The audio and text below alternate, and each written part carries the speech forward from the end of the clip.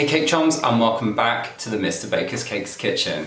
I'm so excited to announce that school is finally out for summer. I'm really hoping that I'm finally going to have some time to get around to loads of kind of content ideas that I've had sitting on the back burner for a long time now, including quite a few new series right here on my YouTube channel.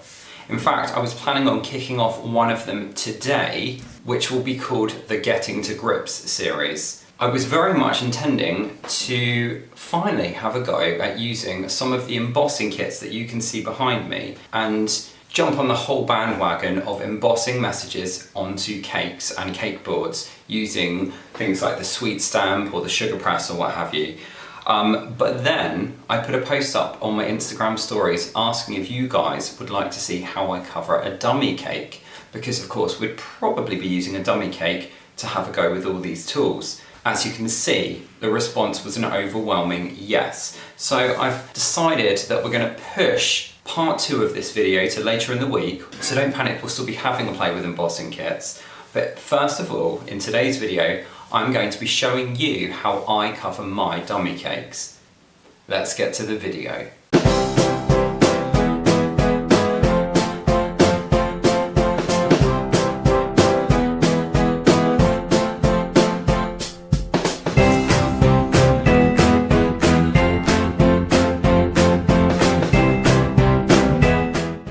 Now, for those of you who are sat there wondering what I mean by a dummy cake, it's basically a fake cake made out of polystyrene. You know when you go into a cake shop, usually like a higher end cake shop, so like a wedding cake or designer cake emporium, where usually they will have cakes arranged all around their showroom or their workspace. Now I hate to break it to you, but they're probably not real cake. Cake, of course, is food, and food goes off, and cake is no different to that. So, although some of the cakes that you sometimes see on the shelves around me are real cake, what you have to deal with those is that eventually they'll start to go off, the fillings might melt in the heat and leak out, and it really isn't very pleasant. Not quite the effect you want to create in your high-end wedding cake emporium. So quite often cake businesses will use fake cake made out of polystyrene that you can then cover and decorate just like a real cake. All the decorations used are still edible, of course. It just means that you know that your cake is going to last a little bit longer. Regular viewers will know that I often have a little display of cakes behind me on the surface here, and in fact I still have this one from my tutorial for Cake Masters magazine a couple of months ago. And you guessed it, polystyrene. It's not something I work with terribly often, just because, as you'll know, I consider myself a baker first, a cake decorator second. But if I'm doing a cake for a tutorial or for a show or a demonstration, something like that, I will tend to use polystyrene just because I can use it again and again, and the cake itself doesn't go to waste. You'll in fact see that this polystyrene has been well used already, but that's one of the great things about it. You can reuse it over and over again. In fact, I'm going to show you how to prepare your polystyrene to make sure that you can use it more than once. But actually, instead of just talking about it, we might as well get straight into things and I'll show you what I mean. Okay, so I've zoomed you out just a little bit so that you can see what I'm doing a bit better. And this is the dummy that we're going to be working with today. Now, I'm sure I've mentioned in previous videos that my favourite size cake to work with is a 7-inch cake. So that's what we're using in dummy form today, and this dummy is 6 inches tall, just because I like to work with slightly taller cakes and deeper cake tiers. Now, before we can even think about covering this dummy, I'm going to show you something that I use to make the process a whole lot easier. One of the hardest things about working with cake dummies is that polystyrene is incredibly light. So it wants to move around a lot. So as you can probably imagine, when you try and lift up your sugar paste and lay it across the cake, all that's going to happen is that dummy is going to move around. So I came up with a nifty little gadget that I use to help me when I'm covering my dummy cakes. And so before we even get to covering this, I'm going to show you how to make one of those. Okay, so to make your dummy cake covering gadget, I really don't have a better name than that, I'm afraid. You are going to need a cardboard cake board or cake drum, and this one is 1 centimetre or 10 mil thick. And then you are going to need some form of sharp tool, like a bradawl, or I actually have a cake tester that's really sharp and really thick. I don't think I've ever actually used this for testing if a cake is cooked, but it makes a fantastic tool for making holes and things. Now bear in mind, of course, we are working with dummy cakes, so anything I use on this isn't going to be eaten, so I'm not too worried about keeping it food safe. If you wanted to make it food safe for whatever reason, say you were using dummy tiers within a real cake that you were going to serve, then you might want to think about that a bit more. You will also need some panel pins or thin nails that are significantly longer than the cake drum you're going to be working with. These ones I have here are about 2 centimeters long. And then you need something to secure them in place. Now, sometimes I'll use hot glue, but I've actually run out of hot glue sticks. So today I'm going to be using everybody's favorite tool, gaffer tape. Now, I've actually made these in a whole host of different sizes, depending on the size of cake I'm going to be covering. And I just keep them tucked away in a corner of my cake studio. As you heard, the size I most consistently work with when it comes to cakes is a 7-inch. So today I'm making a dummy cake covering device. Seriously, if you can think of a good name for my tool, then do let me know down in the comments. But anyway, to make my gadget today, I'm using a 12-inch cake drum. As you know, I'm using a 7-inch cake dummy, and then I've got my 2 centimeter or roughly an inch panel pins. The first thing we're going to do is turn our cake drum upside down, place the dummy on top, and then kind of look over it to check that it is pretty much in the center. Then take your pencil and draw around the cake dummy so that you have a roughly central circle. That then gives me a guide so that I know that any panel pins I push through the cake board are going to be within that cake dummy. So I'm going to put 1 in the center and then maybe 4 around the outside, about 1 inch away from the edge. When you've done that, take your sharp tool, so your bradawl or your random thick sharp cake tester, and then very carefully push through the cake drum until it comes out the other side.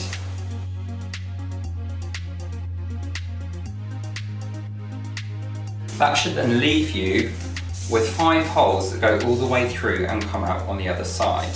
Next, you're just going to take your panel pins and push those through the holes. Now, if you were using hot glue, you could literally just put a little blob of hot glue on the end of each of those panel pins, and that will completely glue those in place. Of course, I don't have any hot glue today, so I'm going to be using my gaffer tape and just sticking a little bit on the back of each one of those panel pins, just to stop them pushing out when I place something on top. It doesn't need to be pretty. Nobody is ever going to see this except for you.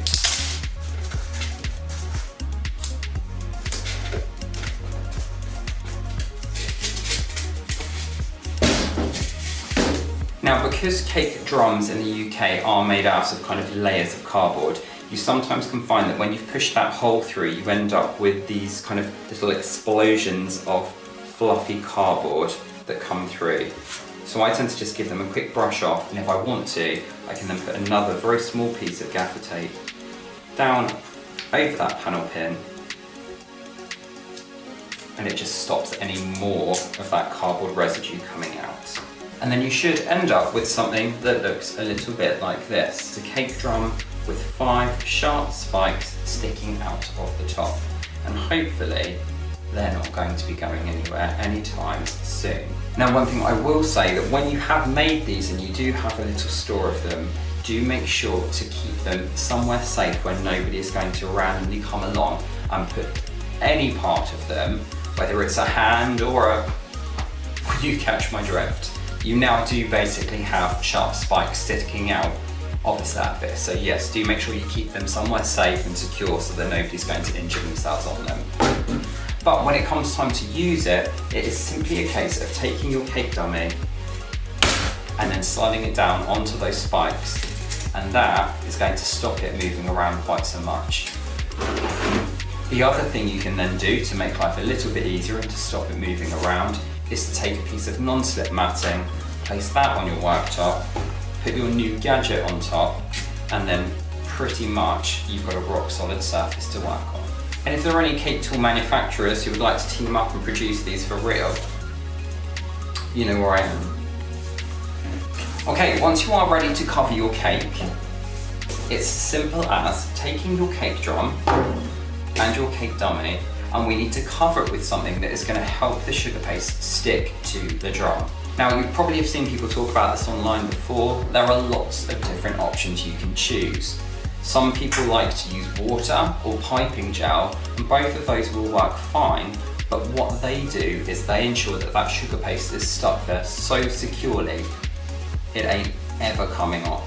Because I like to reuse my dummies fairly regularly, I like to cover the polystyrene using vegetable shortening, vegetable fat, basically tracks. That will help the sugar paste to stick perfectly well, but it doesn't bond it to the sugar paste in the same way as water or piping gel. So when you want to remove the sugar paste and reuse the dummy, you can almost just peel it off and it will pretty much come off in one huge piece. I'll warn you now, this is pretty messy, so if you want to wear gloves to protect your hands, then by all means, but actually vegetable fat is quite good for the skin. So just hold your dummy, take some vegetable fat on your hands and just start spreading it onto the polystyrene.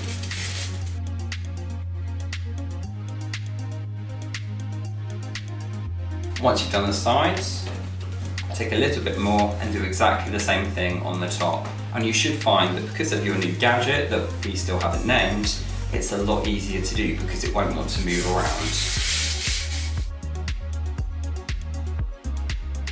Just make sure that you take that fat right up to that top edge and right down to that bottom edge. And then your cake dummy is ready for covering with sugar paste. Rather than adjust the camera, I'm just going to crouch down quickly because next it's time to cover our cake with sugar paste.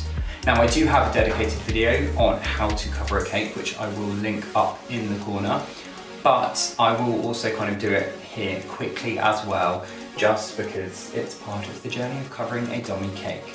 So let's do that next. So as always, I am working with Renshaw sugar paste today. In case you didn't know, I am a Renshaw brand ambassador, and this is their Renshaw Extra, which is just a slightly more elastic, stretchy sugar paste than the regular ready to roll. Really easy to use and definitely my favourite.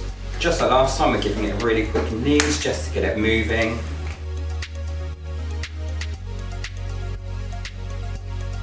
And then once we've got to this stage, just dusting the work surface with a little corn flour. Or of course you can use icing sugar.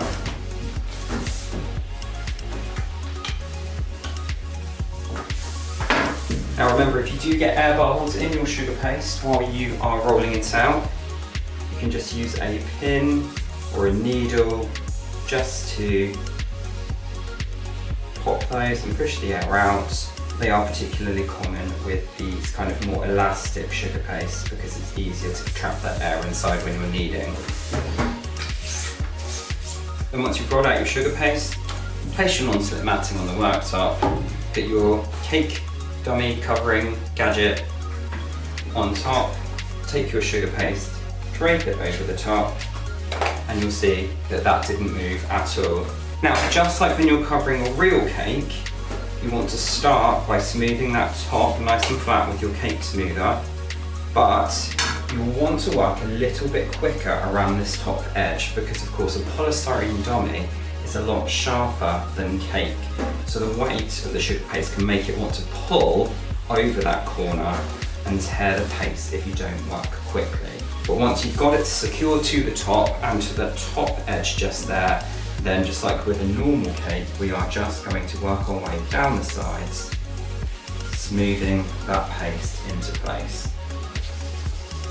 I don't recommend wearing a brand new black t-shirt when you are covering a cake with white sugar paste, because I don't know if you can see all the lint that has transferred into the paste, but up close it doesn't look great. But on that note, if you'd like a brand new black t-shirt, don't forget you can check out my clothing line at the link down in the video description. Hashtag shameless plug. So remember, you just keep billowing out that sugar paste, almost like you're fluffing out a wedding dress, until you secure it all the way around the cake. Don't forget you can check out my how to cover a cake with sugar paste video if you'd like to see this done a little bit more in detail. And then when you've done a very rushed job of attaching that paste to your cake, we're just going to take a cake scraper and roughly chop around the edge of the cake, removing any excess. And don't forget that can be bagged up and put in a sandwich bag or wrapped in cling film to be used again later. My favourite way to finish my sugar paste is to use the upside down method, and that's particularly good when you are covering dummy cakes.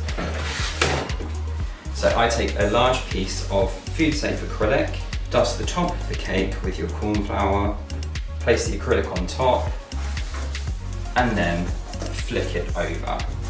Much easier with a dummy than it is with a real cake. You can then lift off your unnamed gadget, place that to the side, and just pull your sugar paste up and over the edge.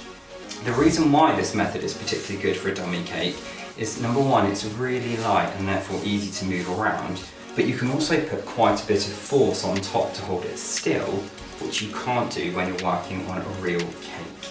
As you all have seen previously before as well, I'm a big fan of using the Sharp Edge Smoother by Cakes by Carol, and I'll put a link to this down in the video description. And I just use this to go all around that top edge, which is now at the bottom, pushing down on the dummy and pushing in with the tool. When you've gone around that bottom edge, you can then move your hand further up the Sharp Edge Smoother and just go around again, this time pushing down on top of the dummy and pushing against the side of the cake. Now I've started to notice that I think my workbench is bowing slightly in the middle, so I've just transferred this onto my wooden chopping board just to make sure I have got a nice flat edge for this acrylic to rest on. If you do have any imperfections, don't forget you can just grab a soft acetate or flexi smoother to just buff over those. And then just like with a real cake, it's as simple as taking a sharp knife and just slicing around the top of the dummy to get that nice clean edge that will then become the bottom of our cake. Again, you don't have to use the upside down method if you don't want to. I find this just works really well for me, particularly with dummies, and it gives you that lovely clean edge. You don't have to worry about using any piping or anything, or any borders, if you want to do a tiered cake or a decorated cake board.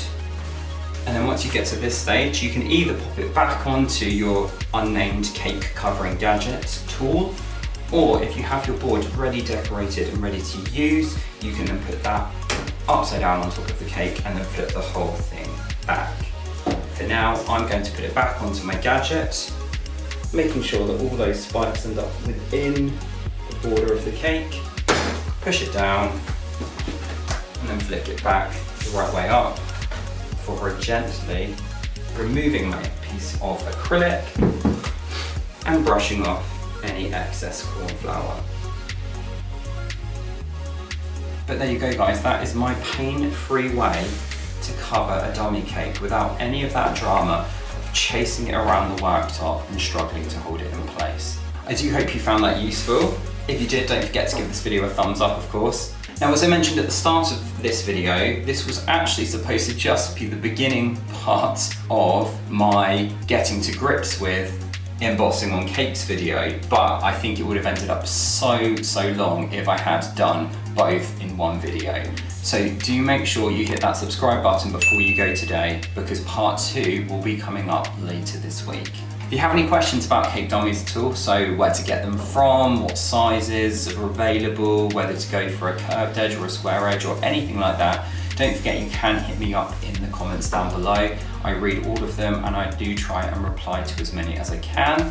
If you're someone who has struggled with covering dummies before, or perhaps someone who hasn't even had a go before, I do hope the as yet unnamed gadget helps you. That's pretty much everything. So I'm going to wrap this video up here. Once again, thank you so much for watching, guys. Again, I hope this proved useful, and I will look forward to seeing you later this week where we will be exploring embossing tools.